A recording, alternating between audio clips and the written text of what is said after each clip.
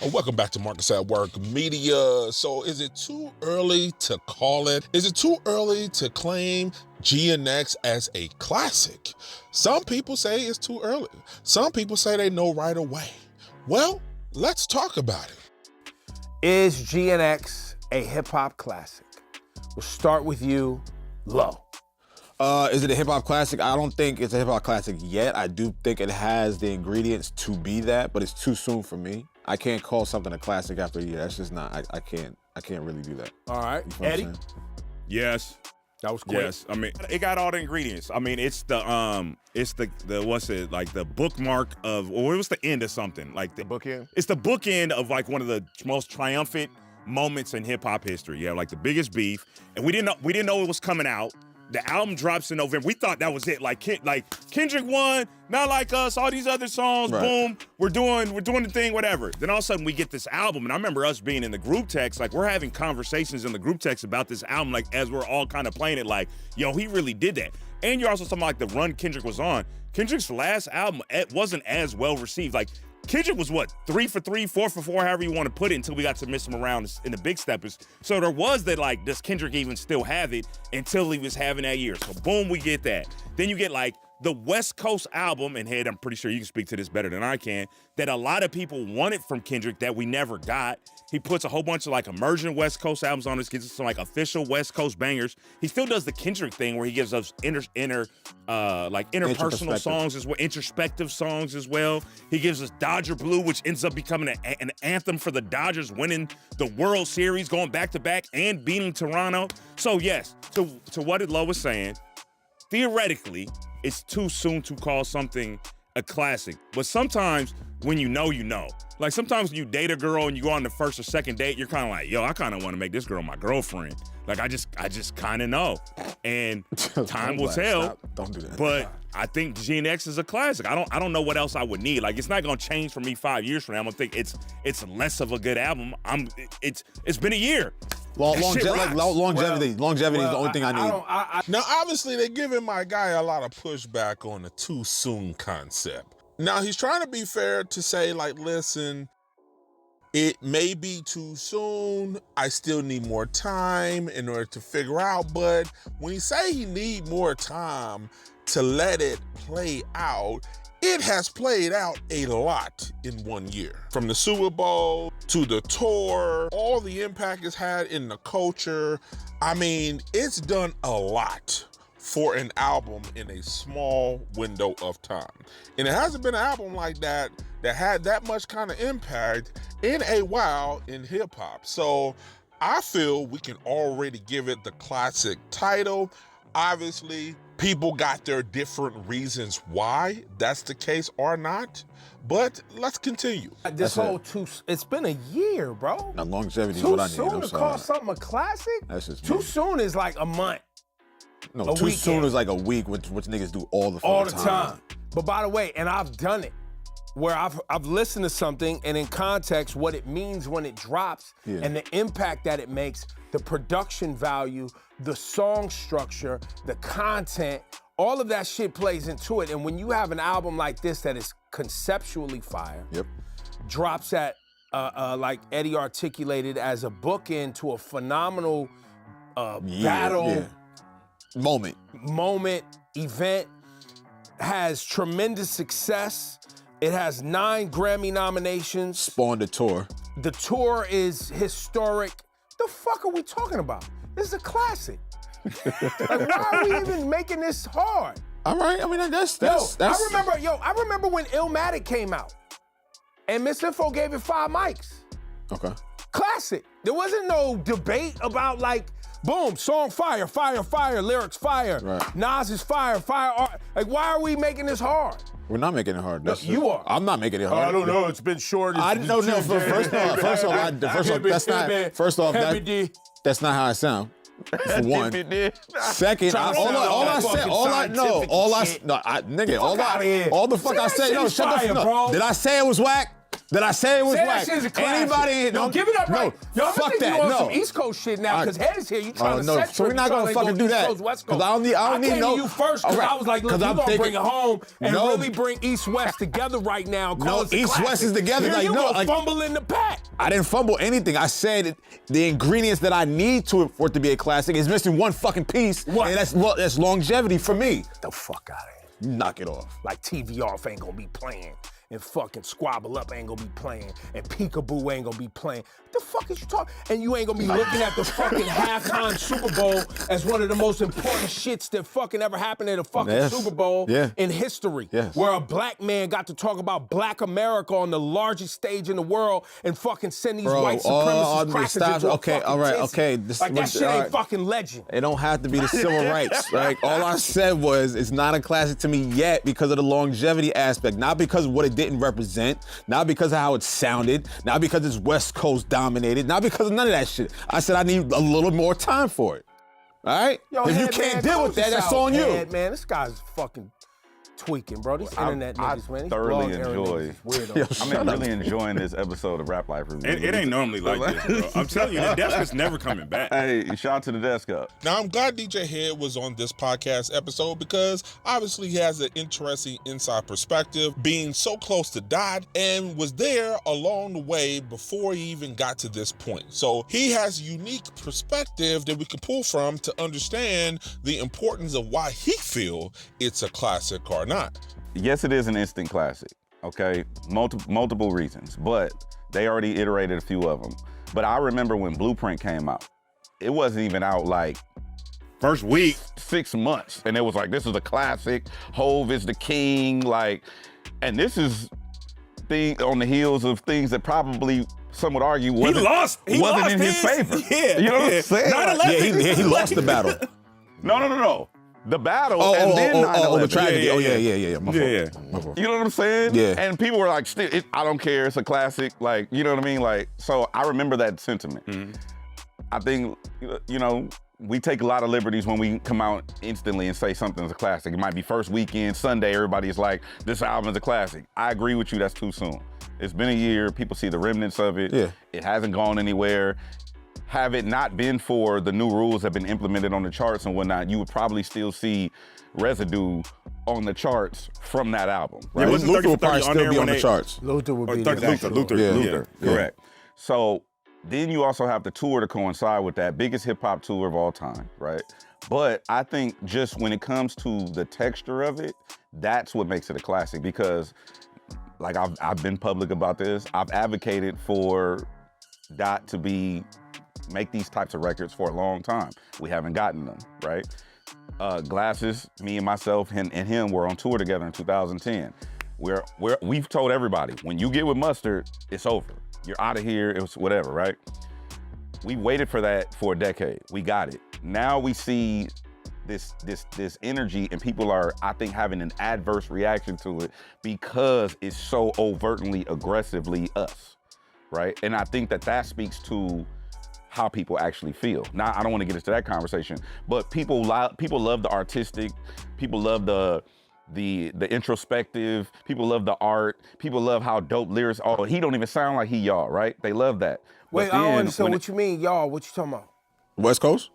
I've heard the sentiment from notable people that they like him because he doesn't sound like he's from here. Like meaning how he raps? Or like how he raps, the sound, and what he chooses to rap on. And you mean like historically before this project? Correct. Got it, okay. Oh, I thought you were talking about this project.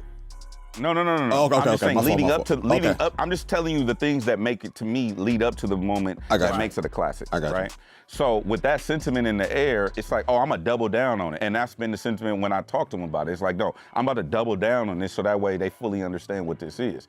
And I think, and I've said this before too, I think after you look at all of the extra shit and all of the fuck the battle and all of that, I think people got lost in the sauce of seeing how dope he is, like Nas or like Hove or like any of the greats. But Nas is still a nigga from Queensbridge. That's right. You know what I'm saying? Hove is still a nigga from Brooklyn and Dot is still a nigga from Compton. And I think when you get lost in the art, they gotta remind you that I'm still a nigga from Compton. And I think that's what GNX was. And I think that energy makes it a classic. Well, and then on top of that, I thought you was gonna tap into what it did for specifically for Los Angeles unity and a project that when it came out, yeah, you was coming off Not Like Us, which was a unifying thing, but you had an album that was celebrating so much of the cultural aspects of LA, where you had, you know, the woman singing in Spanish on the album, and him talking about like just you ain't really from LA if you don't understand these parts of the city in the album. And well, I didn't want to like go into the whole history lesson about it, but the thing is, in LA specifically, like we're black and brown. That's our culture. We run unanimously. We run parallel to each other. We share hoods, especially where I'm from the East Side. So like, black and brown is the thing in LA. That's just what it is. And I think him tapping into that energy from a musical standpoint, it just speaks to his genius and social awareness. But my point being to Lowe's, I mean, I was really just countering what Lowe was saying as far as it's not enough time. Right. I think that's why I went back and was like, no, the time has been building to this moment to make that an instant classic. So for DJ Head, he feels it's a classic due to its significance, impact on the culture, also bringing the West Coast squarely to the mainstream in a major way that hasn't been seen for a while.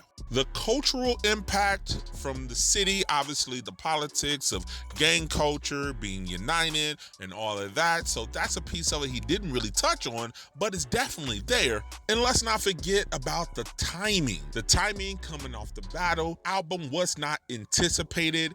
People wasn't expecting the album after the battle, so it was a great surprise that kept the momentum going from the battle. A lot of the battle songs was not on the album. Also, with the Super Bowl performance, he not only performed the Super Bowl, he brought in some of his old songs, but he did a lot of the set list from GNX because he wanted to double down on pushing the impact of the West Coast with that project. So all of those things added together makes a very unique timing of a project that we can put into the classic category right away. I don't think we need a certain period of time to make that official. But my guy on there is still holding out to make his decision. And for a year later, for it to still be as relevant too, I think that proves it. It's like, we've seen albums that we all thought like, oh, this album's great, this album's great, this album's good. And then 4 months later, crickets. Right. A year later, I'm still seeing TV commercials with songs on for GNX, like on TV. Like I said, Dodgers celebrating, Dodger Blue, like it's as relevant a year later, bro. Like that lets you know, classic. Well, I do want to commemorate this moment too.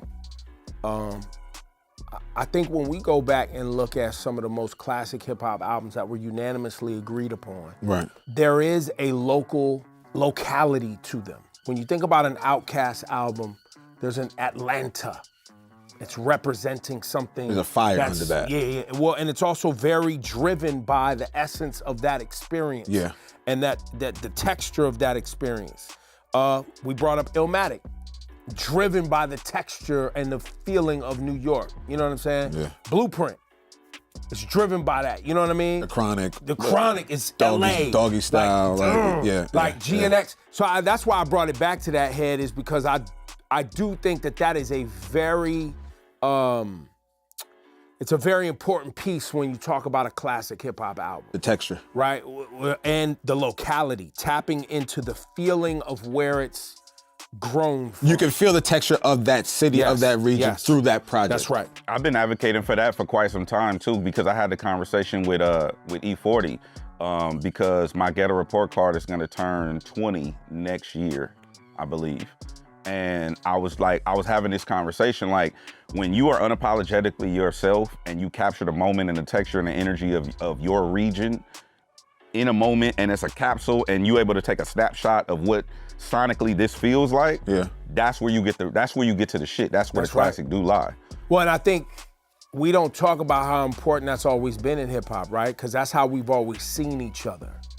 Our ability to see each other, and I mean see each other in the human way, has been the fact that hip hop has been able to capture and articulate and actually stamp in time what's going on in a specific locality so that we can all share in it, both lyrically and musically, and through the visual arts of it all, whether that's the album cover or the music videos that come out in conjunction with it, even in addition to stuff that's going on in that particular city. That's right. Being articulated through the music. Yep.